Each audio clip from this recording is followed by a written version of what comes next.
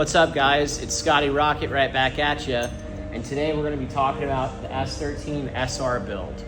So this has always been a dream of mine, to have a SR swapped S14 kouki 240SX. I call it a kouki. That's how I say it. Kouki, whatever.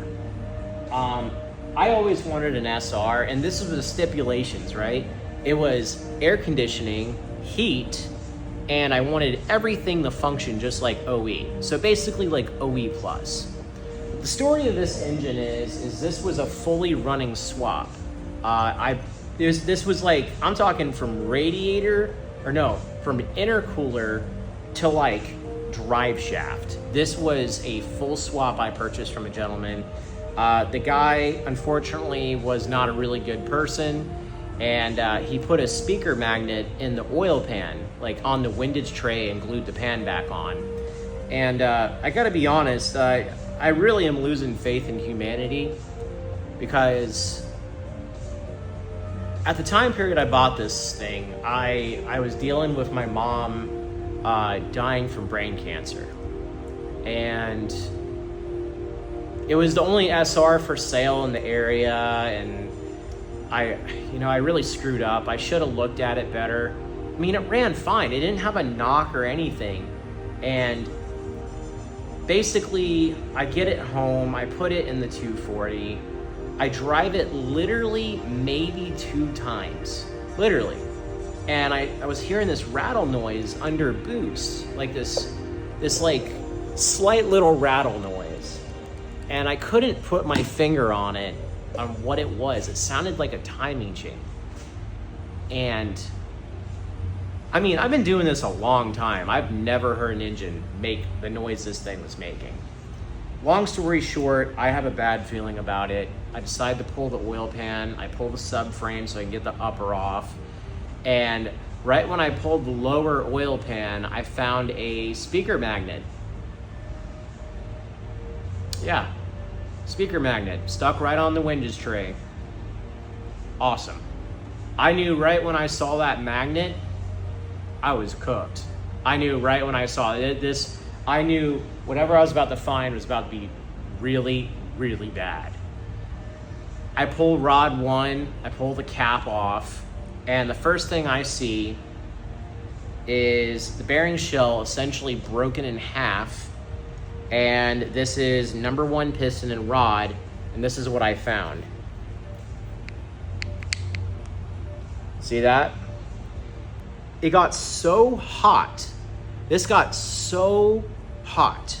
It literally is bluing the rod. It's blue. Do you even know how hot this has to get to do that? Pretty hot. So I find that the bearing shells are broken in half. The upper big end bearing breaks in half and falls out. And I'm finding metal chunks in the oil pan and stuff. And by the way, I didn't blow this engine up. I literally didn't do anything. I drove this up and down the street. I didn't even get in the boost yet. I just got the car running. So I messaged the guy and basically was like, hey dude, that's like really not cool. What the hell? What's going on with this? And he's like, oh, dude, I don't know nothing about it. It ran fine. Ran fine for me. And it's like, yeah, you literally slapped a pair of bearings in it and glued it back together. I mean, it ran fine enough to sell it. So that's cool. And the fact is, the guy that put the speaker magnet in the bottom of the engine, obviously it was not running right. So just to show you guys the havoc that happened here, here is a pair of main bearings that came out. Oh, it's fine, they're toast anyway. Look at that. So right here, when you're looking at this, I don't know, my flashlight's supporting the phone, so I can't show you guys. You see these nicks? You see that? Do you know what this is? This is contaminant failure. This is not bearing failure, this is contaminant. This is all the metal shards and chunks that this guy decided to just, I mean, if this guy had cleaned the oil pan and replaced rod 1, it probably would have been fine. I don't know. Probably would have been fine if he cleaned the motor out, but he didn't. So here we are. We're building this engine now. Okay? So that's the story time. I went ahead and did the whole 9 on this. I got a brand new crank from Nissan. I got brand new CP pistons, spool con rods from Australia. I had the rods. These are really nice. I had the rods and pistons and the crankshaft all balanced together, so it's perfectly internally balanced. I had the rods cryogenically treated. I had the crank cryogenically treated. The rods were shot peened from factory. They also have upgraded dual oilers, ARP 2000 bolts, and upgraded gudgeon pins, heavy duty gudgeon pins that CP uses. Really cool little upgrade. And then I got my CP pistons. This is not factory. I had these coated at a shop. This is a ceramic coating. This is to help with heat rejection. I don't know. I thought it looked cool. It was like $100 to coat them. Why the hell not? One thing that's kind of cool about these pistons right here is that, so factory, this is a 8 to 5 to 1 compression ratio. Correct me if I'm wrong. These pistons are actually 9 to 1. I decided to go up in compression just a smidgen. Not even enough to make like a giant difference, but just to make it a little bit more efficient off boost. Because I wanted this thing to run really good. I want this to be a daily driver and also like a drift toy or a little race toy at the track. So anyway, I did that because I got the Tomei pond cams that were 258. They're 258 Tomei pond cams.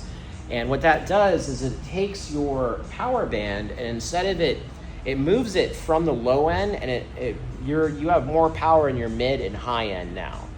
The problem is with camshafts, putting a cam in makes you lose torque in the low end. Some of them a lot, some of them not a lot. But this right here, raising the compression ratio just ever so slightly, retains the torque at the same area of the RPM band while it has the cams so it can breathe better. So it's kind of the best of both worlds. This is also not high enough compression to cause like a bunch of tuning issues and stuff like that. But it wouldn't matter if I had higher compression pistons anyway, because I'm going to be running standalone on this, probably like a Link G4 or like a Haltech 2500 series or something like that. Maybe an EMU black, who knows? I don't have the money yet, so that's basically where we're at right now. Right now what I'm doing is, this block was fully machined, like I said earlier, and I had this deck hone board and blueprinted completely. I also had it cleaned up in a vapor hone. Vapor hone is like glass media. It's like sandblasting with like glass, so it's like softer on like aluminum stuff. It cleaned up really good, man. This block, I mean, this thing looks really good. I don't know how well you guys can see it because I'm using my phone right now, but this thing's looking pretty good, man. It's looking good. So what am I doing right now is I took out the oil galley plugs. These guys right here. There's a couple of them around the engine. There's one up here underneath the water pump. There is one right here. There's two in the back. There's two right here. So this would be the driver's side of the engine. So two right above each other. And then there's one on the passenger side of the engine above where the mains are. So basically what I did was I took out these galley plugs, right? And now I trust my machine shop. I trust them. They're really good. They said that they cleaned it out. I have bad luck with this stuff. Not that I don't know what I'm doing. I just need to do it myself. It's like the autism that I have. I have to do it myself, dude.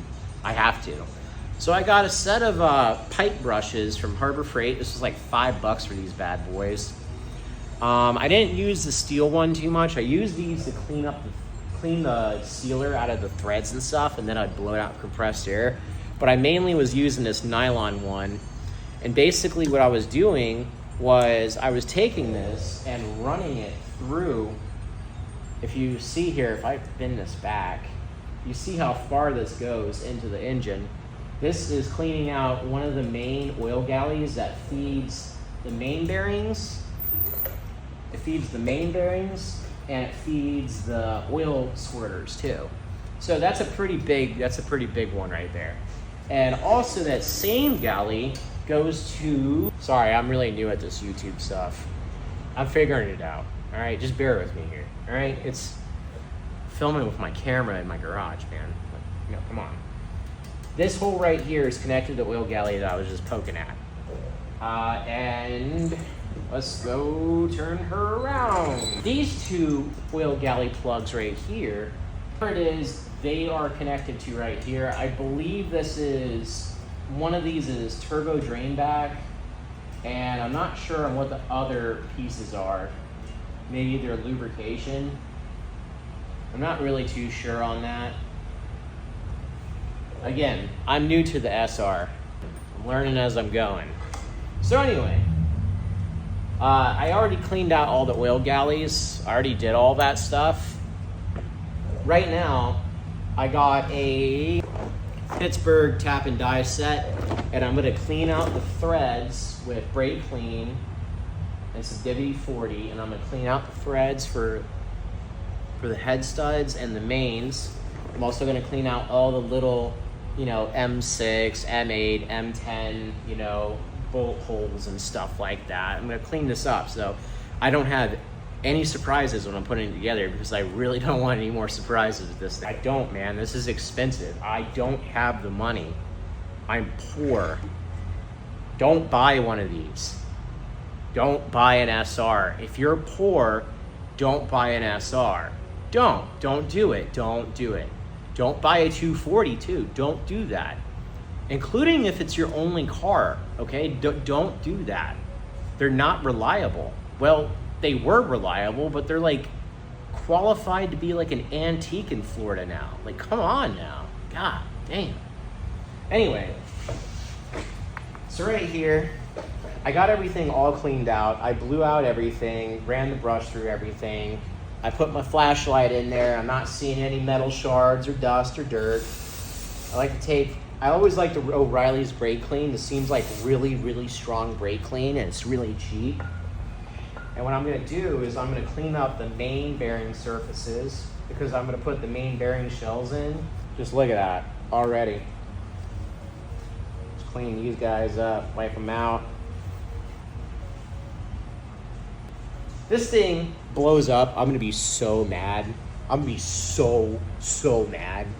I don't think it's gonna blow up though, I'm just talking shit. But, all right, so we're looking pretty good. The threads in the bottom end, they're pretty clean. Like, they're actually really clean, because these were already cleaned out. Here, I'll show you. Yeah. No, it's looking pretty good. I think these are all right. These are ACL Racing XD series. They give one more thou of oil clearancing, because I wanted to run a little bit loose on oil clearancing. And let's see here. Here's all the other main bearings right here. Man, holy shit. Oh my God, dude. The rule of thumb is to not have anything on the back of the bearing shell. That's always what I've been taught, at least. You know, different people for their strides, you know. Really need to get like a tripod or something, man. But again, you know, like, I'm poor as fuck, so, you know, we're making it work, man. We're making it work. These are really nice bearings. They're calico coated. It's like a special race coating from lack of lubrication, and that's, you know, common thing on the SR20, because it holds like 3 quarts of oil. I'm just being a smart ass. I think it holds more than that. It's like 4. All right. It's looking good. All right. So I'll go ahead and, whoops. I'm gonna go ahead and chime back in once I start putting the crank in, guys. And I really appreciate you guys watching, if you are watching. Some cool stuff's about to happen when we get these bad boys up in there. About goddamn time. This thing's been down for like 2 years. Anyway, if you want to see more, please like and subscribe. I'm new at this. I apologize, and I don't know how to edit. So I'm literally learning how to do this. So I appreciate it, guys. If you can give any advice or support, leave a comment, send me a message. I appreciate it. If you guys want to see anything in specifics for the S14 chassis itself and some of the stuff that I'm doing, because I'm going to be flocking the dash, I'm going to be doing body work and painting the car and putting on the kouki front end. But I am making a series already about putting this SR20 together. So let me know if you guys want to see anything, or if you have any tech tips of the day that might help me out. I appreciate it very much. I'll see you guys around.